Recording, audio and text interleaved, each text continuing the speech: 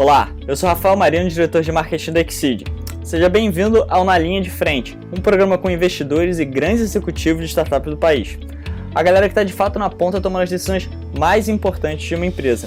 No episódio de hoje a gente conversou com Marcelo Abrita. Ele é cofundador e CEO da Buzer, que é uma plataforma colaborativa de viagens de ônibus. Ele reúne as pessoas que querem ir para um mesmo destino e consegue um preço 50% mais barato. Uma espécie de Uber dos ônibus.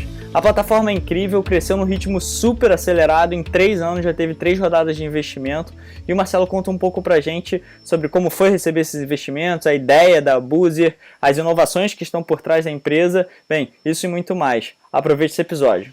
Marcelo, super prazer em te receber na linha de frente. Eu sou Rafael Marino, diretor de marketing. Nesse nosso papo aqui a gente também está contando com Anthony McCartney, que é nosso diretor de investimentos da Exceed. Fazer aí uma rápida apresentação sobre você. Marcelo, ele é cofundador e CEO da Buzer, que é uma plataforma online de fretamento colaborativo de ônibus. Basicamente, é um Uber dos ônibus, né, que conecta pessoas que estão indo entre intermunicípios ou grupos a alugarem um ônibus e dividirem esse preço, ou encontrar pessoas que estão indo para o mesmo lugar e dividir esse preço, que na média fica 50% mais barato do que numa rodoviária ou fazer pelo serviço tradicional. A Buzer tem hoje em dia mais de 1.600 passageiros por dia, estava com um crescimento de 5 a 10% por semana e presente em mais de 40 cidades, né? Além disso, a Buzer, que é bem diferente de a maioria das startups do Brasil, em muito pouco tempo, fundada em 2017, já teve aí 3 rodadas de investimento com fundos famosos como Canary, Yellow, Monax, Valor Capital e o último do SoftBank, que também na ocasião investiu no Lyft, então um fundo super conhecido. Bem, super prazer te receber, Marcelo. Conta um pouquinho aí sobre você e como surgiu a Buzer. Prazer aí, pessoal. Legal estar aqui conversando com vocês. Só uma correção, você deve ter lido isso aí na internet, né, que a gente está transportando 1.500 pessoas por dia, mas o número mais recente já era 6.000. Caraca! Eu dava entrevista, no dia que a entrevista ia para o ar, já tinha dobrado, duplicado. Então, final de março foram 180 mil passageiros. Caramba! E aí, voltando ao começo, né, a empresa começou quando eu fui casar na Bahia. Eu sou de Belo Horizonte, mas meu casamento foi em Arraial da Ajuda. E aí tinha uns 30 parentes que deixaram para comprar passagem em cima da hora, estava muito caro para ir de avião. Aí eu pensei, vamos ver se dá para ir de ônibus. E aí eu cotei quanto custaria para comprar 30 passagens de volta na rodoviária e quanto custaria para alugar um ônibus para levar a galera, que todo mundo ia e voltava no mesmo dia. E para minha surpresa, o ônibus era tipo 30% ou 35% do preço de que comprasse 30 passagens de volta na rodoviária. Então alugar o ônibus era muito mais barato. Aí eu pensei, tá fácil começar um negócio aqui, né? Porque a gente conecta as pontas, qualquer 30 pessoas queiram fazer qualquer viagem, paga os 30% do 35% e fica com 10, 15% para a empresa intermediadora, no modelo meio parecido com o do Uber ali, né? E foi assim que começou. Bem modelo startup, assim, raiz, sabe? Até a gente ter feito a primeira viagem, a gente tinha gastado $50 no total. Um site no Gmail, eu fiz um negócio no Wix lá, tudo bem tosco, e fomos divulgando pelo WhatsApp também, que eu fiz ali umas imagens no PowerPoint mesmo, e a coisa foi indo. Caramba, super interessante, né? Assim como até a própria Uber, no caso, que nasceu de um problema pessoal, que, né, dizem, né? E Marcelo, deixa eu te perguntar, foi um modelo totalmente vindo da sua cabeça por uma necessidade pessoal. Você chegou a fazer algum benchmark, se espelhou em alguma empresa lá de fora? Um mês e meio depois que a gente teve esse insight, que a gente começou a conversar, a gente descobriu que tinha uma empresa lá fora chamada Flixbus, que operava um modelo parecido. E aí a gente passou a se inspirar, né? E traduzindo para a nossa realidade aqui. Marcelo, para quem não conhece, já teve 2 empresas antes dessa. Uma acabou não dando muito certo, a outra mais ou menos que deu certo, como você costuma dizer. Uma era a Fofo Store, que era uma empresa, se não me engano, de importação de produtos da China. A outra era uma manutenção de estacionamento. Conta um pouquinho aí sobre uma não dá certo, a outra mais ou menos, e agora a Boozer dando super certo, super em ascensão. Como é que foi essa estrada aí? A minha carreira foi, eu formei, sou engenheiro e fui trabalhar no mercado financeiro. Aí trabalhei aqui uns 4, 5 anos, eu já sabia que eu ia eventualmente sair e tentar fazer alguma coisa. E o primeiro projeto que eu vi que eu conseguiria fazer era uma importação que eu produzia umas almofadinhas, essas almofadinhas amarelas de emoji, que hoje todo mundo já viu. Eu fui o primeiro a trazer para o Brasil. Eu vi isso, sei lá, no Twitter de alguém na internet, de um cara que tinha feito elas pela primeira vez. Falei, não, vou fazer isso e trazer para o Brasil. Aí, durante uns 2 anos, esse projeto foi muito bem. Só que aí a gente começou a abrir uns quiosques para ver se a gente conseguia franquear o modelo, né? A visão naquele momento tinha evoluído da almofada para tentar fazer tipo uma loja, como se fosse um Mickey. Dá para você colocar essa estampa dos emojis em todo tipo de produto que fica bonitinho. Só quando a gente começou a fazer os quiosques, era um custo fixo meio alto, né? E aí a gente cometeu alguns erros, a economia do Brasil também começou a desandar, mas não foi culpa da economia, não, foi mais culpa dos nossos erros. E aí a empresa foi pro saco. Aí eu fiquei lá quebrado um tempo. Paralelo a isso, eu tinha começado uma operadora de estacionamento. E operação de estacionamento é um negócio mais simples, mais previsível, né? Só ir controlando ali receita e custo, mais facinho. Também já era meu segundo iniciativa, então já tinha um certo traquejo. Aí essa a gente vendeu, passou o ponto, depois que a Boozer fez o Série B, porque antes disso eu também não queria, deixa lá, porque se der tudo errado eu volto.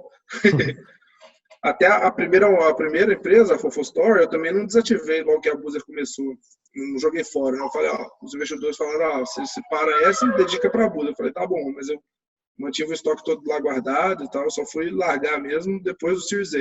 A Boozer acelerou muito rápido, foi assim, eu às vezes fico impressionado com como a coisa funciona. Porque foi muito rápido, mas assim, deu certo, eu acho que ainda falta alguns anos. Agora deixa eu te perguntar, assim como muitos empreendedores que começam a dar certo, existem algumas falências por trás, muitos aprendizados. Quais foram os maiores aprendizados que você teve dessas duas suas experiências passadas que te ajudam até hoje e que você poderia compartilhar com os empreendedores que estão assistindo a gente? Tudo que eu tinha lido nos livros sobre essas startups de high growth, eu vivi na Boozer, sabe? As minhas outras 2 empresas não era que você tem que resolver um problema de alguém. Era, uma operação ali que eu estava fazendo para ganhar um dinheirinho. E deram certo. Uma delas deu um bom dinheiro durante 2 anos e a outra nunca deu errado. Só não tinha aquela ambição. Isso foi o mais legal. Então, essa coisa de, sabe, pesquisar um problema assim, que esteja realmente doendo muito para o seu cliente. Que não é assim, você não tem que explicar demais, entendeu? A gente não tem que convencer muitas pessoas. A gente chega e fala, cara, a viagem aqui é metade do preço. Bom, Marcelo, eu vou te fazer uma pergunta na linha da questão de captação de investimento, né? Que no Brasil é muito mais complicado do que, por exemplo, nos Estados Unidos, você conseguir levantar equity, né? Capital em troca de equity. Se você vai para bancos, os empréstimos têm, né, custos altíssimos, não faz sentido nenhum, e eles muitas vezes nem conseguem entender o que é uma startup, né? Acho que a maioria não entende, então não tem um produto adequado. E aí, então, você tem que recorrer às alternativas aqui no Brasil, que são mais escassas. Como que foi o seu processo de abordar os fundos, os investidores anjos, e você conseguir levantar o capital? Conta um pouquinho para a gente. Eu já tinha alguma experiência como investidor do meu tempo no mercado financeiro. Eu fazia bastante isso de levantar dinheiro para projetos maiores. Então, eu sabia ali como conversar com o investidor. Então, assim, o cenário no Brasil está melhorando bastante. Eu diria que hoje falta projeto. Tem bastante dinheiro, especialmente para os projetos que estão começando ali. Só que, às vezes, o que falta é que a gente ainda não aprendeu, a comunidade de empreendedores, o que perseguir, o que esse tipo de capital está buscando. Né? O que o investidor está procurando é um problema, um diagnóstico muito claro e uma hipótese de como resolver aquilo. E, às vezes, o que os empreendedores chegam é uma solução. é um aplicativo, é uma tecnologia nova, é um site, alguma coisa aqui. O mais importante é identificar o problema e hipotetizar a solução. E, Marcelo, aproveitando, esse seu começo para você levantar recursos, pelo que eu entendi, a primeira captação já foi com investidores do mercado mesmo, de fundos de VC, que já empreenderam, né? Mas quando você foi conversar com eles, você já tinha levantado algum capital com Family and Friends, aquele inicial para te dar aquele empurrãozinho, ou você já foi direto bater na porta desses players maiores? Eu vi o quanto é ruim você levantar o capital de um Family and Friends na situação que a coisa dá errado. Porque quase nunca a pessoa está esperando que aquilo ali pode dar errado. E eu tive uma relação muito boa com o meu investidor, assim, ele nunca me pressionou nem nada, foi assim, tão bom quanto poderia ter sido, mas eu me sentia muito mal de estar perdendo o dinheiro dele. Aí quando essa empresa foi começar, a Buzer, eu não queria de forma nenhuma pegar dinheiro de alguém que não tivesse 100% preparado para perder tudo, e aí eles investiram. E aí quando os investidores investiram, eu convidei esse pessoal para participar também, mas só que eles colocaram, sabe, só um pouquinho ali para participar e acompanhado, fui para esse lado. E recomendo às pessoas, se forem pegar dinheiro de Family and Friends, deixar muito claro que aquilo pode virar pó, e que se virar pó, no strings attached. Foi fácil, assim, você encontrar? Eu imagino que talvez por você ter essa experiência no mercado financeiro, talvez você já tivesse algumas conexões, mas a grande maioria das pessoas, às vezes um cara mais técnico, um cara que vem de um background não financeiro, tem maior dificuldade de achar essas pessoas, de conseguir chegar. Você tem algum episódio diferente de como você conseguiu chegar em alguém? Tinha amigos em comum com os investidores, e você não precisa de ter um modelo financeiro sofisticado, uma empresa pronta, você precisa de ter um diagnóstico claro de um problema que existe na sociedade, no mercado, no nicho que você está querendo resolver. Aquilo tem que ser uma coisa que, se der certo, sabe, no seu sonho mais ambicioso, é uma coisa muito grande, tipo assim, realmente bilhão, muito, muito grande, porque esse é o perfil de risco que o investidor está procurando. E aí você tem que saber comunicar isso claramente e as hipóteses que você tem para resolver esse problema. Quando eu entrei no Canary, eu acho que eu fui o 18º investimento deles. Mas hoje já, sei lá, já passou de 100. A gente comentou aqui já uma das grandes propostas aí, né, de valor para o usuário da Buzer é o preço, né?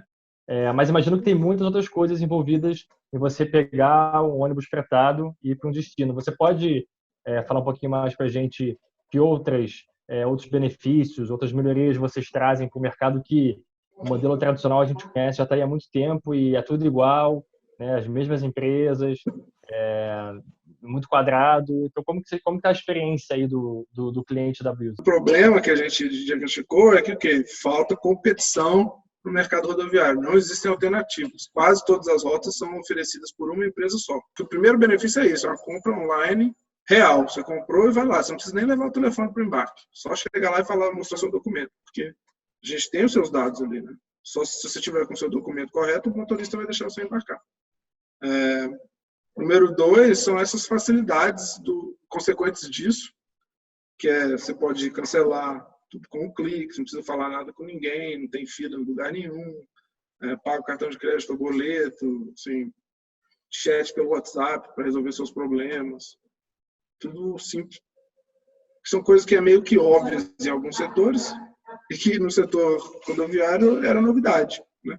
E continua sendo até em alguns casos. E o preço? Aí, além desses dois, que é tipo assim, tecnologia, preço, tem também um premium de qualidade. Por exemplo, se você comprar uma passagem rodoviária lá no ônibus convencional, aqui você viaja num ônibus que a cama inclina 180 graus e te faz massagem, se for o mesmo preço. E se for um ônibus semelhante, ele é um pouquinho melhor com a gente, e o preço é quase metade. Pensando aqui, vocês escalando o negócio, né, crescendo muito, imagino que vocês possam ter algum tipo de problema com justamente o lado do marketplace de você ter que ter ônibus, né? Vocês enxergam algum tipo de planejamento para o futuro onde vocês terão que ter a própria frota? Não. Essa é uma das vantagens do nosso modelo. Não porque a gente não tem custo, porque os custos são os mesmos. Eles falam, você é mais barato porque você não tem os custos dos ônibus. Não, o operador que trabalha na nossa plataforma tem exatamente os mesmos custos. Tem o mesmo motorista, o mesmo consumo de óleo diesel, o mesmo consumo de pneu. A questão é que empresas pequenas nesse setor são mais eficientes que empresas grandes. Por essa questão que eu falei, do foco, da atenção que o cara consegue dar numa frota de 5 a 10 ônibus e da não a existência de custos intermediários entre o empresário e a frota. Então não tem gerente daquilo, o pessoal tomando cafezinho na garagem. Porque como eu já vi você dizendo, são meio que 70 anos sem uma inovação, um mercado muito pouco competitivo. A penetração do online, por exemplo, do ônibus hoje ainda é muito baixa, de 5 a 10%. Por que isso? Para cada conexão, cidade A para cidade B, ele é um monopólio virtual. Então, assim, tem só uma empresa ou 2 ou 3. Quando tem mais que 3 empresas, pode saber que elas são do mesmo grupo econômico. Essa é a situação. Aí a questão do online e offline. Se você tem um monopólio, você não se preocupa com o canal de distribuição. Não é que o passageiro de ônibus não está preparado para comprar online. Pessoal, todo mundo já fez compra no Mercado Livre, Magazine Luiza, todo mundo já usou a internet. Então, o pessoal está pronto. O Brasil é bastante digital, todo mundo tem smartphone, plano de dados, etc. A gente está no mercado rodoviário, em que na rodoviária são só 5 a 6% dos tickets que são vendidos pela internet, quase todo mundo vai comprar direto no balcão, enquanto na Buser 100% das reservas são feitas online. Agora, uma dúvida. A Buser veio com todas essas inovações, inovando num mercado completamente pré-histórico, dominado por poucas empresas e também pulverizado, como você falou, mas sem muita inovação por muito tempo. Inovação, imagino que já tenham novos players surgindo, copiando o modelo da Buser. Você vai enfrentar competição em breve, com certeza, como na maioria das empresas que inovam ou disruptem o mercado de alguma forma, acabam sofrendo também. Como é que a Buser se diferencia, você acha? Quando o mercado for competitivo, vai ganhar quem for melhor para o cliente, ou quem comunicar aquilo de forma melhor e conseguir evoluir para se tornar o melhor no longo prazo. Então, é isso que a gente quer. Quando a gente começou, como eu falei, o diagnóstico é que falta competição. Então, seria muito hipócrita de estar querendo interromper a competição. Uma dúvida que surgiu lá no começo da conversa, que você falou que no começo foi você mesmo, mão na massa ali, PPT, distribuindo no WhatsApp. E pelo que eu vi, assim, na sua primeira semana, basicamente você já estava com 10 mil cadastros online. Como é que foi isso? Como é que foi? Foi fácil conseguir novos clientes? Foi sorte, não teve muita estratégia, não.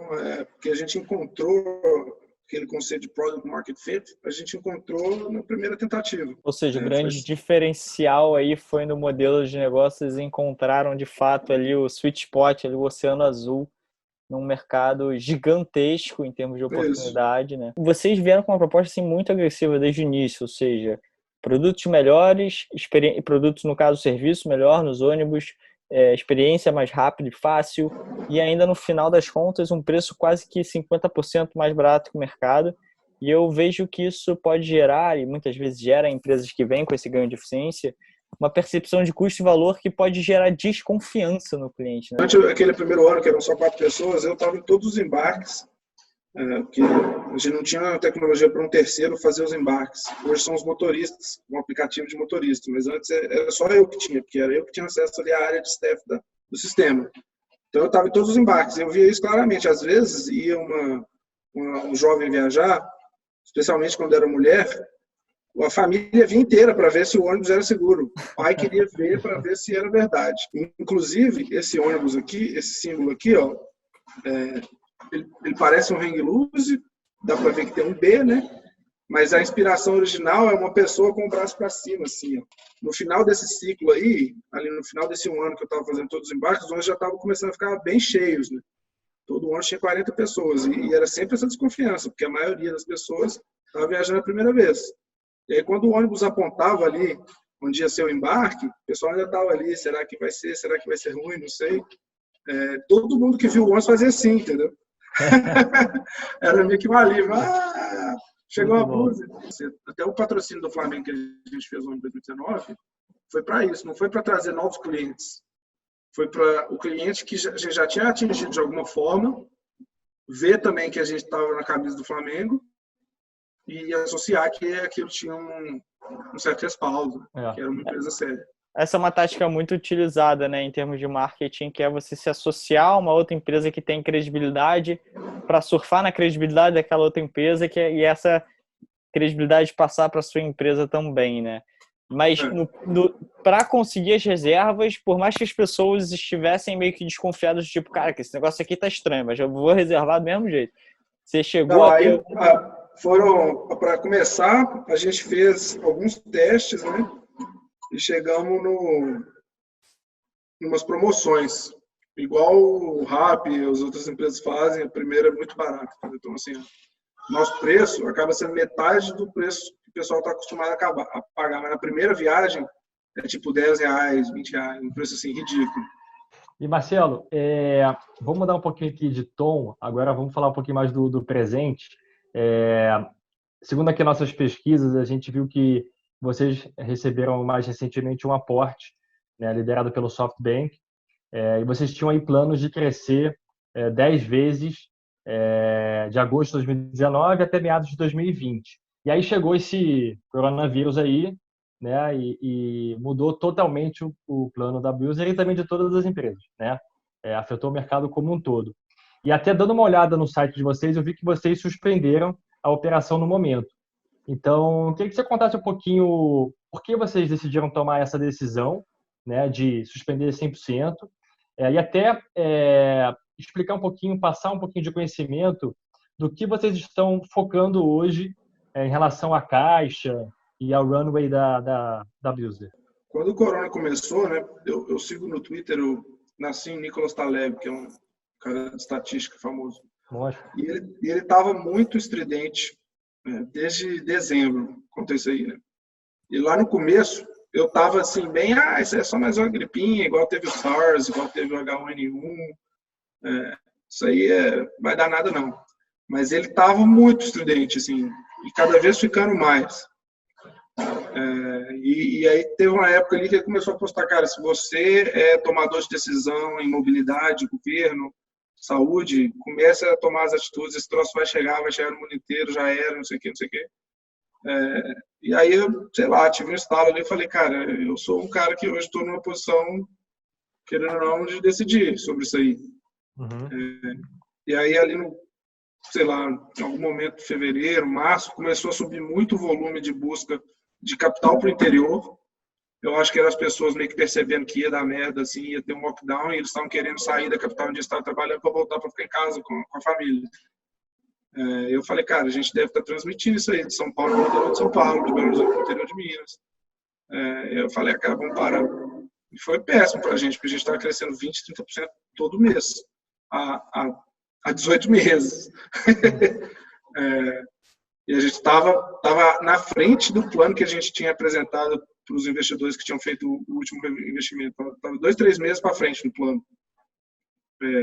Então, assim, foi muito ruim, mas foi uma decisão que a gente tinha que tomar. E a gente meio que anteveu, não foi assim, vamos parar. Vamos parar porque vai parar, então vamos parar logo.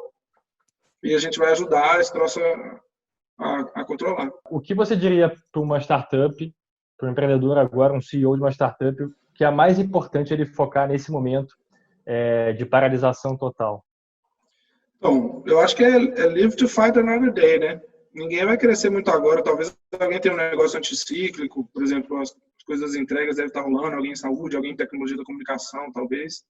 Mas se não é isso, é live to fight another day. E se prepara também porque o mercado não é justo. Com certeza, alguns projetos que eram super legais, interessantes, e iam evoluir, não vão evoluir, vão acabar morrendo por causa disso. Mas vai ter uma chance para começar de novo. A gente simplesmente deu, de novo, muita sorte de isso ter acontecido muito pouco tempo depois da nossa captação. Então, assim, a gente nem precisa falar de runway, porque a gente tem um capital substancial ali que estava aguardando ser alocado, né? Agora que vocês estão sem operação no momento, né? Você está aproveitando esse tempo para focar mais em quem? E até agora, essa semana, a gente está fazendo um spin-off da nossa ferramenta de controle de contas a pagar. Vai virar uma startup nova. Ah, é? A gente estava com um sistema muito bom de contas a pagar. Que isso veio da minha experiência nas outras duas empresas também, que era eu que fazia, né? Geralmente você recebe contas a pagar por e-mail e tal. vira uma bagunça muito rápido. E a gente fez um sisteminha que você cria tipo um portal de fornecedores dentro da sua empresa, e ali você pode revisar e pagar tudo sem entrar no site do banco, sem ter que ir no computador, sem ter que fazer nada nos RP, faz tudo sozinho ali. A gente fez isso pela nossa necessidade. Só que aí a gente, estamos com o tempo sobrando, os nossos desenvolvedores estão aqui melhorando isso todo dia, vamos soltar isso para o mercado também. Agora, Marcelo, uma curiosidade que me bateu aqui. Cara, vocês cresceram assim num ritmo absurdo, muito acelerado, ponto fora da curva em termos de aportes de investimento, e vocês estão aproveitando agora, como você falou, para focar em processos internos.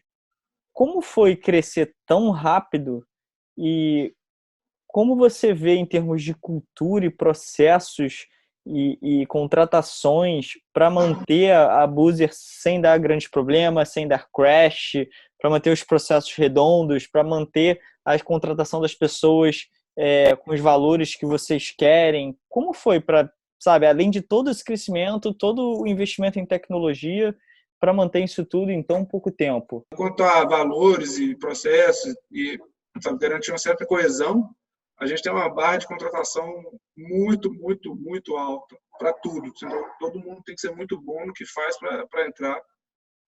E eu entrevistei pessoalmente todo mundo quase da empresa inteira. E a gente ainda é um time muito pequeno, tem só 60 pessoas. Eu lembro que saiu um repórter falando, candidatos a próximos unicórnios, aí a Buzer estava lá. Né? E a gente estava lá naquela época com 45, 50 pessoas, e a segunda empresa que estava lá tinha já 300. Então, a gente tinha tipo, 1/8 do segundo lugar. Então, assim, o crescimento resolve os seus problemas. Se você tiver uma empresa muito arrumadinha, mas que não cresce, você não vai chegar a lugar nenhum. Mas se você continuar conseguindo imprimir o crescimento, mantendo fiel aos seus valores, vai doer, mas você vai conseguir resolver. E eu vi que, muito por conta desse modelo e também uma questão muito parecida com o Uber, vocês, até na primeira, né, eu queria até que você contasse um pouquinho desse episódio, na primeira viagem que vocês fizeram, vocês tiveram uma briga, né, pararam o ônibus, e a Buzer tem alguns problemas com agentes reguladores, com empresas tradicionais, sindicalistas, e a Uber, por exemplo, que também tem esse problema, até usou disso como uma plataforma de alavancar a empresa, o alcance da marca, surfar um pouco essa onda. Como é que é no caso da Buzer? Vocês também veem dessa forma? A gente teve problema, a primeira viagem foi presa pela polícia depois de andar 500 metros. Aí estavam falando que a gente era transporte clandestino. Aí eu falei, putz, a gente avisa onde vai estar pela internet, emite nota fiscal de todas as viagens, paga seguro, motorista profissional, ônibus top. Isso sai mais barato do que o transporte clandestino de fato, que acontece todo dia sem fiscalização nenhuma. Então eu sou o maior picareta do Brasil, porque eu faço a pilantragem e ainda declaro tudo que eu estou fazendo. Então não é bem assim. E aí a gente contratou ali um escritório para representar a gente, para estudar até onde a gente podia ir, até onde a gente não podia, e ficou muito claro que o que a gente faz nada mais é do que levar para o mundo virtual uma coisa que sempre aconteceu, inclusive lá no meu casamento. Romero, para viajar para Aparecida, faz exatamente o que a gente faz, só que faz pelo telefone. Pessoal que vem para São Paulo fazer compra todo dia, tudo tratamento, sempre aconteceu. Marcelo, uma das preocupações, né, quando a gente vai viajar de carro, ônibus, é a questão da segurança. Né? Vocês investiram pesado na segurança? Que tipo de medidas vocês tomaram? A gente investe bastante, a gente tem uma equipe interna que chama segurança. Todos os ônibus que vêm trabalhar com a gente instala alguns equipamentos. Primeiro é GPS, então a gente sabe a velocidade que todo ônibus está. Aí todo ônibus ele tem um alarme, se ele passa de 90 km por hora, não é nem 91, é 90. Começa a apitar um alarme lá para o motorista e a gente recebe um sinal. E se o cara passa de 90, a gente multa ele. Então é como se tivesse um radar instalado no ônibus o tempo inteiro. Caramba! Muito legal. Aí a gente colocou depois uma câmera de fadiga, que fica vendo ali o motorista. Então, se ele tiver com sono, a gente chega a parar a viagem, avisa os passageiros, olha, essa viagem não vai prosseguir, nós estamos mandando um outro motorista aí, se esse motorista continuar, ele pode provocar um acidente. Por mais que o cara, sabe, a gente verifique o sono dele também, mas quando ele está ali na estrada, às vezes acontece de bater uma fadiga, coisa meio monótona. O passageiro fica até meio bravo ali na hora, porque ele vai chegar atrasado. Só que depois ele entende, entendeu? Minha vida, né? Claro. E agora a gente está fazendo mais uma inovação. Essas outras duas tecnologias já até tem no mercado, apesar de elas não serem tão fortes assim como a gente, né? Porque a gente aplica multa ali para os operadores e tal. E como as empresas geralmente são verticais, o dono da empresa é o dono do ônibus e quem vendeu a viagem, ele acaba não tendo quem punir, entendeu? E aí acaba que não tem ninguém que é responsável. Enquanto a gente tem essa separação, a gente é o cloud e o operador é o operador, a gente consegue ter essa é uma via de mãos duplas. Se ele opera, faz alguma coisa errada, a gente multa, e se por outro lado ele vai muito bem, a gente dá um bônus. E aí acaba que fica muito disciplinado. E o que a gente está fazendo agora, que ainda não está na frota inteira, tem só 10 ônibus, é que todas as poltronas desses ônibus a gente instalou sensor de presença igual ao de carro, em que o passageiro sentou, ele tem que colocar o cinto de segurança e não dispara um alarme. Ah, que legal. E aí, se a gente pensa, se o motorista estiver descansado, andando na velocidade devagar, velocidade limite da rodovia, com todo mundo cinto de segurança, vai ser muito difícil a gente ter, sabe, acidentes graves. E quando a gente botar isso na frota inteira, que é uma tecnologia que a gente está desenvolvendo e a gente não é uma empresa de hardware, porque é realmente uma coisa fácil, entendeu? A gente procurou fornecedores dos alarmes e fomos instalando e fomos fazendo teste para ver qual o nível de ruído que tem que ter, já está em 10 ônibus, está funcionando bem. Ainda não está pronto para ir para todos os ônibus não, mas daqui a pouco vai estar. E aí a gente vai estar, assim, não sei, de longe a empresa mais segura do mercado. Marcelo, sensacional, todas as inovações. Por onde vocês se metem a fazer alguma coisa é inovação. No modelo de negócios, na questão digital, na reserva, na experiência do cliente, na segurança. O que você vê pela frente aí? Você vê a Buser, por exemplo, começando a atuar dentro das cidades? Você vê, a gente também lá fora se fala muito hoje em dia de carro autônomo, de combustível elétrico. Como é que você vê esse cenário aí, vamos dizer, de inovações que são exteriores, que não dependem somente da Buser, e como a Buser vai se posicionar daqui a alguns anos nesse sentido? Quanto a equipamento, a gente é agnóstico, a gente nunca vai desenvolver equipamento. Essa coisa do cinto de segurança a gente está fazendo, mas é uma coisa bem simples de se fazer. A gente nem tem um engenheiro elétrico super dedicado a fazer, a gente vai fazendo, vai consultando e vamos melhorando. Agora, carro autônomo, combustível elétrico, gás, sei lá, essas coisas, a gente vai deixar os fornecedores fazerem e a gente vai usar tão logo seja possível. Tão logo seja viável para a sociedade, para o fabricante, para o operador. Essa é meio que a atitude número 1. E quanto a outros negócios que a gente pode perseguir, né? O mais iminente é o transporte de cargas, porque o bagageiro dos ônibus opera muito vazio, então, em questão de muito pouco tempo, a gente vai estar colocando cargas ali. É bom, porque vai ser um custo bem competitivo para o transporte de cargas, já que a viagem está paga pelos passageiros. Hoje a gente vai poder reduzir o preço dos passageiros mais ainda, porque a gente está transportando cargas. O segundo é o insumo dos operadores. Então, todo lugar onde os operadores estão comprando, a gente pode estar intermediando e recebendo uma comissão. Então, combustível. Cada operador tem 10 veículos, mas se juntar todos eles, tem 500, 600. Então, se a gente conseguir agrupar eles para fazer um contrato maior, o preço para eles vai cair e a gente pode receber uma comissãozinha também. Isso para combustível, para pneu, para seguro, para peças dos ônibus, para tudo. É meio que uma franquia. O McDonald's é meio que assim, né? Aí o terceiro, que é o mais long shot, é o transporte dentro das cidades, que a gente provavelmente vai perseguir também. Porque é o mesmo problema. Tem 70 anos, que é da mesma forma, a mesma empresa trabalhando na mesma prefeitura. Então a gente não precisa... A gente está num ponto que a gente não precisa muito ficar analisando no detalhe para saber que tem coisas, entendeu? Marcelo, a gente vê muito investidores que são empreendedores também, né? Até tem muitos famosos que hoje são CEOs de grandes startups e eles começam a investir em startups também, né? Via plataformas, via também fundos, até às vezes abrem também fundos para investir em startups. Você investe em startups, pensa em investir, e o que você acha disso como um investimento para a sua carteira de investimento? Primeiro que eu não sou magnata de forma alguma, Sou mais um empreendedor aí na fila, aí, junto com a galera que estou pouco tempo na frente de quem está começando. Isso dito, eu fiz um investimento em uma startup, porque a Buser era cliente e ajudava a gente demais. Inclusive, essa startup a gente usa nesse sistema financeiro que a gente está abrindo. Entendi. Chama Stark Bank, é uma empresa que você pluga nela e ela te dá uma API que você pode fazer os seus pagamentos. Então, na Buser, quando tem uma viagem, ninguém entra no banco para fazer uma transferência para o operador. No dashboard da Buser, a gente aperta um botãozinho lá, pagar, e aquilo é pago. Isso te dá uma paz que é uma coisa de outro mundo, porque são centenas de pagamentos todo dia. E aí, se tivesse que ficar entrando todo dia para ficar pagando sem boleto, não ia ter condição.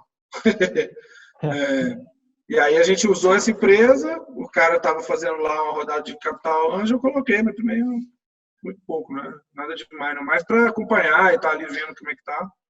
Esse projeto está indo bem. Aí, assim, se eu vou investir ou não em outras, vai depender muito. Porque, primeiro, não tenho uma fortuna para ficar investindo, e segundo, que se eu for colocar, vai ser alguma coisa que eu vi, assim, um benefício muito claro, como foi o caso agora, uma coisa que a Buser estava usando, vou investir nesse troço aí. O foco do seu investimento foi mais por conta do modelo de negócio da empresa que acaba ajudando a sua. Quais seriam as outras variáveis no caso de investir em uma startup? O que você leva mais em conta? É o modelo de negócios? É o investidor?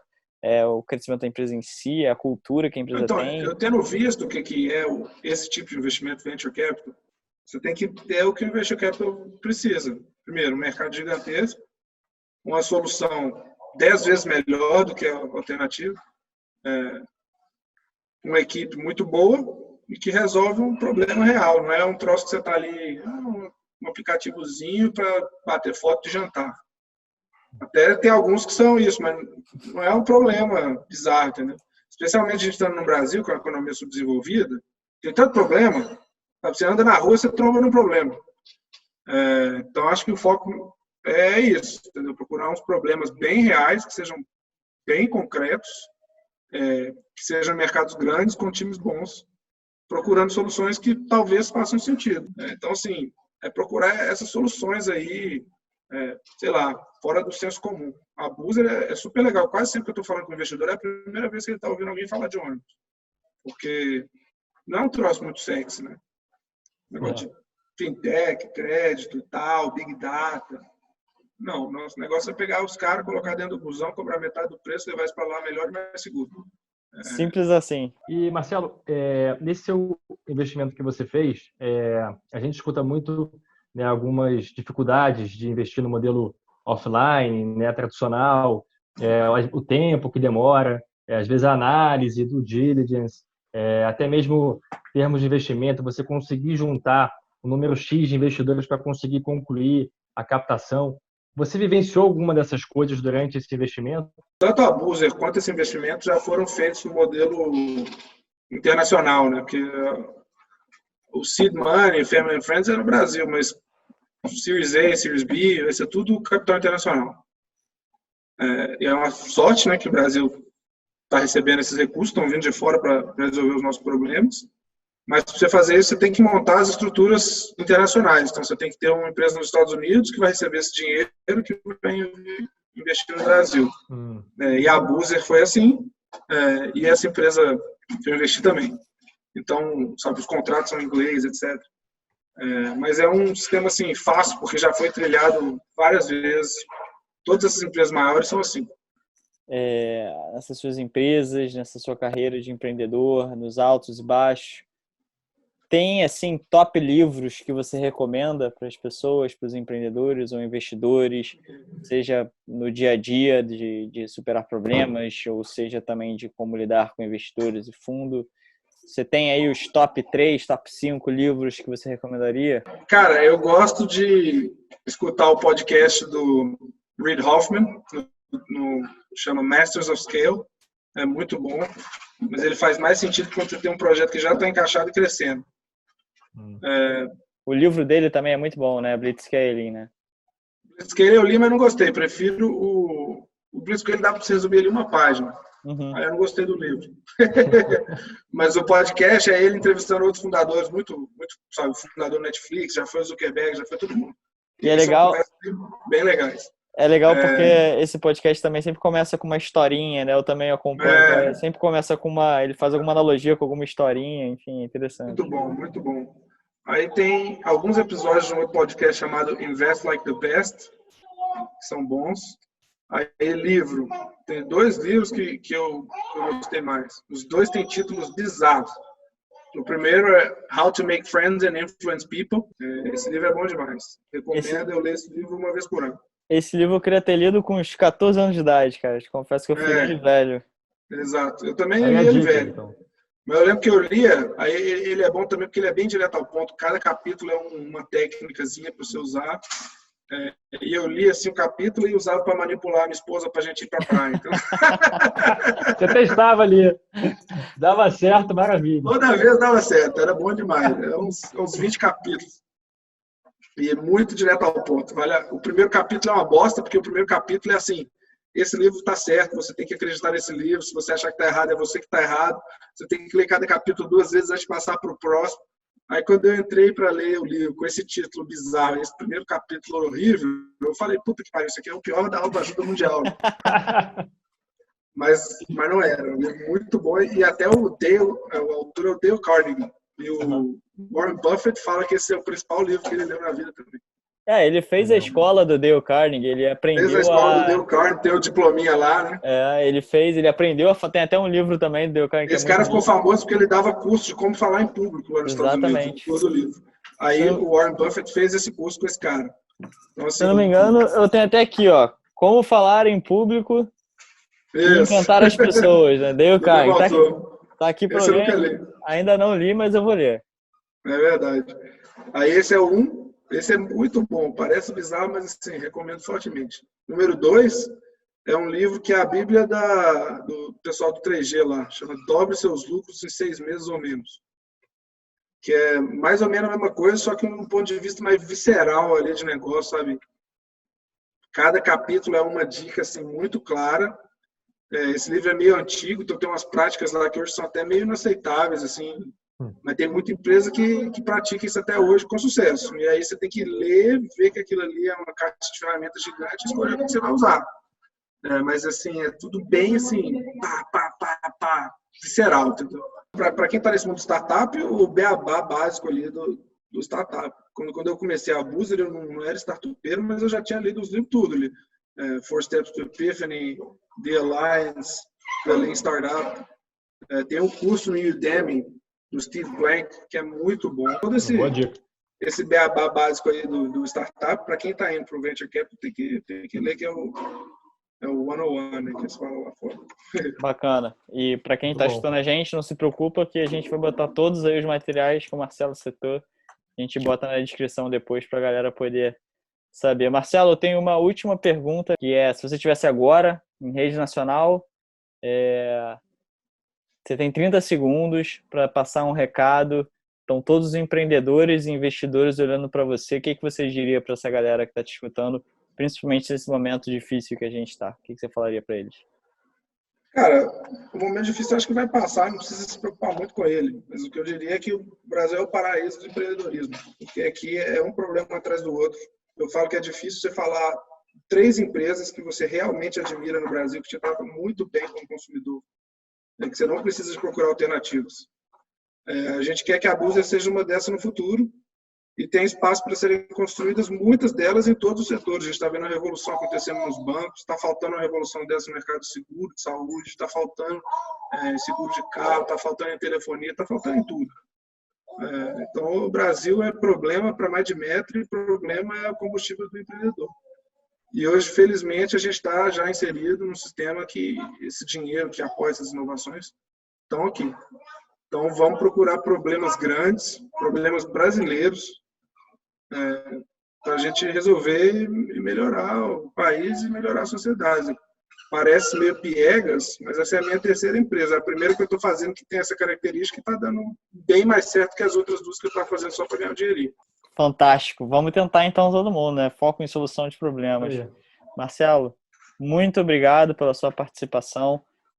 Obrigado também, Anthony, por ter participado. Foi um grande prazer conhecer você, conhecer a história da Boozer, os problemas que você vem tentando solucionar, as inovações que vem pela frente. Acho que foi um papo que abordou muita coisa sobre o mercado, sobre investimento, como conseguir. Então, foi um prazer inenarrável ter você aqui com a gente, Marcelo. Muito obrigado. Valeu, pessoal. Obrigado pelo convite. Boa sorte pro projeto aí de vocês. E para quem está assistindo aí, boa sorte também. Vamos tentar. Falou, Marcelo. Obrigado. Marcelo. Grande abraço. Tchau. Grande abraço. Muito obrigado por ter assistido esse episódio com o Marcelo Abrita. Espero que você tenha tirado proveito e tenha gerado bastante aprendizado. É muito legal ver essa obsessividade de empreendedores por solucionar grandes problemas da sociedade. Como sempre, a gente vai botar todos os materiais bem aqui na descrição e não deixe de seguir o nosso canal para ficar atento aos próximos episódios. Até breve!